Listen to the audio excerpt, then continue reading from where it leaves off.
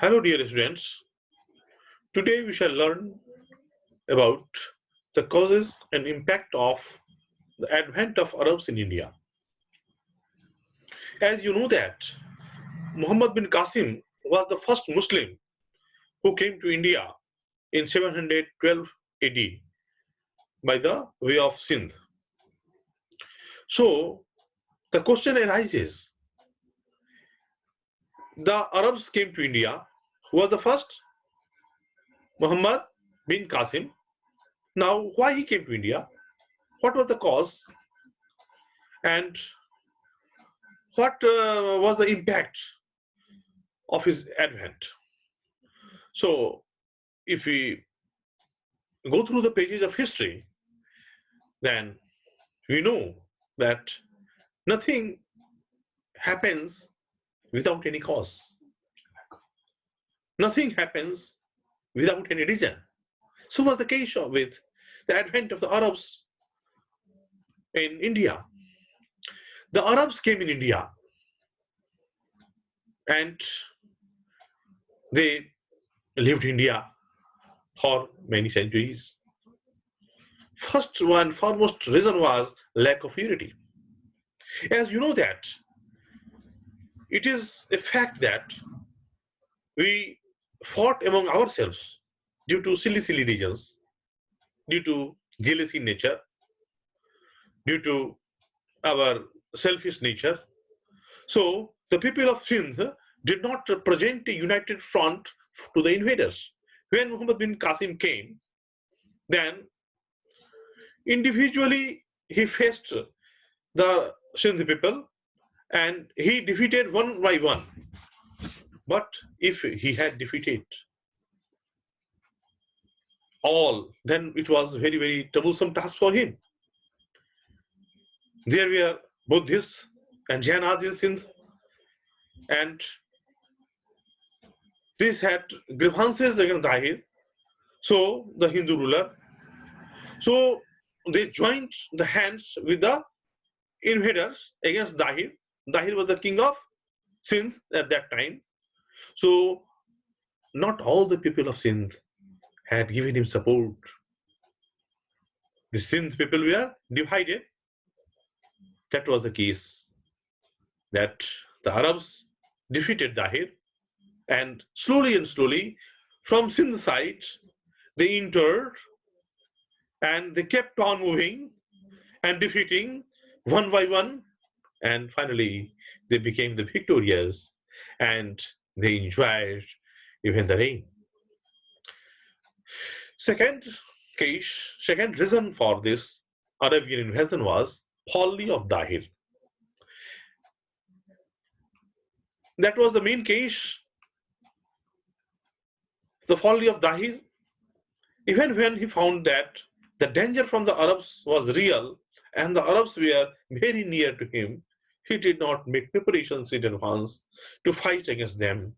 He continued to wait till the arrival of the invaders.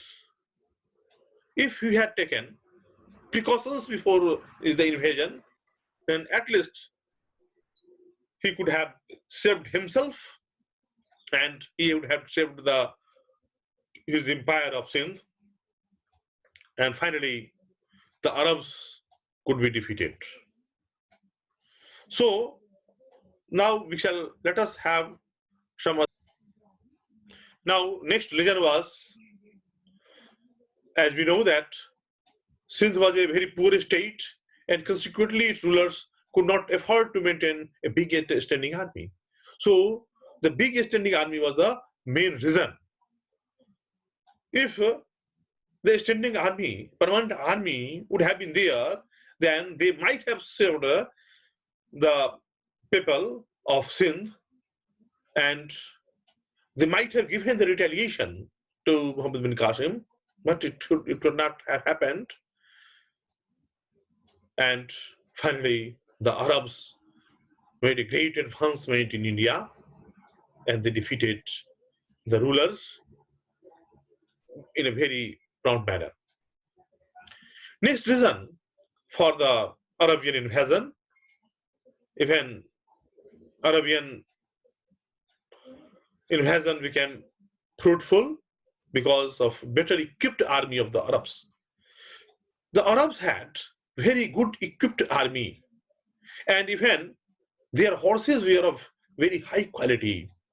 The cavalry and the better equipped army made them successful in India.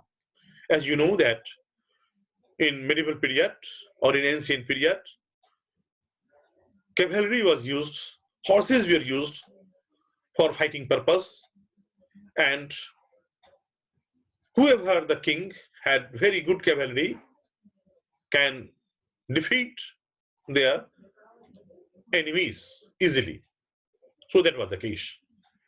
So I think you have known the reasons for the Arabian invasion in India. Let us go to the impact side.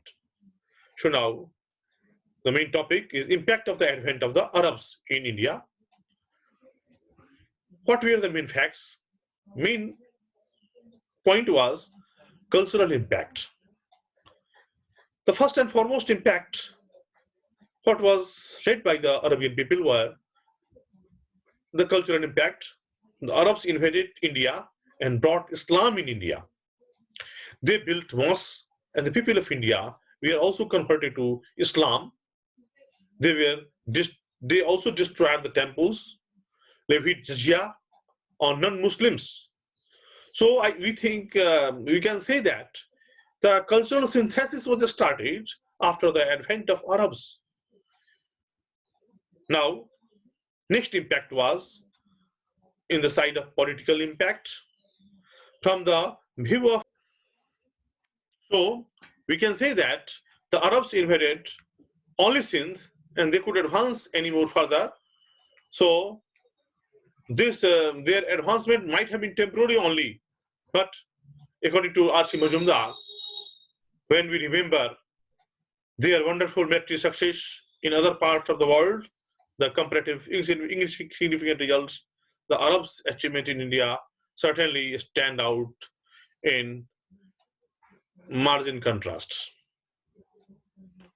Third impact was in the field of art, religion, and science. The Arabs learned a lot of new things from India and publicized it in other part of Europe. They were impressed by Indian art, religion, and science. They learned it in a better manner of the Arab, by the Arab conquest. Even you will be surprised to know that many scholars came. Al-Baruni came to India. He learned Sanskrit and he had translated it into his Arabic version, Tahqiq-e-Hind. And Tahqiq-e-Hind is the main book written by him in which he has described about the Indian life, Indian culture, Indian religion, everything. So next impact was literary impact. In the matter of literature side, many impact can be seen. Panchtantra was translated by the Arabs in Arabian. Even Brahma Siddhanta and Khandya was also translated into Arabic. And by the translations, what happened? By the translation, they gathered a lot of knowledge from India. Even the exchange of ideas became easier. We can say that Indian and Arabian Empire were coming together, and Indo-Arabian style can be seen in various forms. As conclusion, we can say that the Arabs had invaded India and succeeded because of our lack of unity and lack of a standing army. In the same manner, the impacts of the Arabs were also longer in the area of culture, art, and literature, and prosper. Exchange of ideas became easier